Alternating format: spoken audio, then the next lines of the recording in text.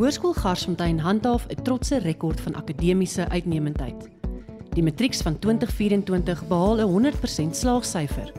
Die skool word ook aangewys as die skool in Gauteng met die hoogste persentasie leerders met matriekvrystelling en die nommer 1 akademiese skool in Tshwane Suid met matriekuitslae in 2024. Met 23 vakke waaruit leerders kan kies, bied Hoërskool Garsfontein vir leerders die geleentheid om op akademiese gebied te bou aan hul toekoms.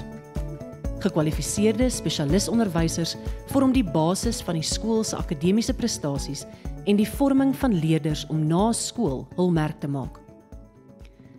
Garsie leerders neem jaarliks aan verskeie akademiese kompetisies en olimpiades deel. Die kompetisies en olimpiades sluit die SA Wiskunde Olimpiade, Noord-Gauteng Wetenskap Expo, Sangu Geografie Olimpiade en die ATKV Afrikaanse Olimpiade in.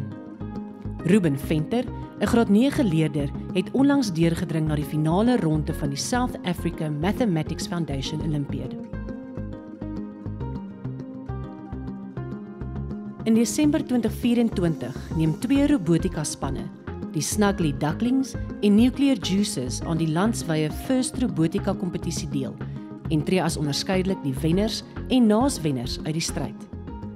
Hulle verteenwoordig nie net die skool nie, maar ook Suid-Afrika by die First Lego League World Festival in Houston, Texas.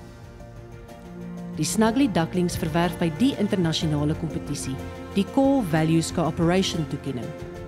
Wat die prestasie nog meer merkwaardig maak, is die feit dat hulle teen 160 van die beste spanne van reg oor die wêreld meegeding het. Word deel van hierdie lewende en vooruitstrewende program wat grense verskuif.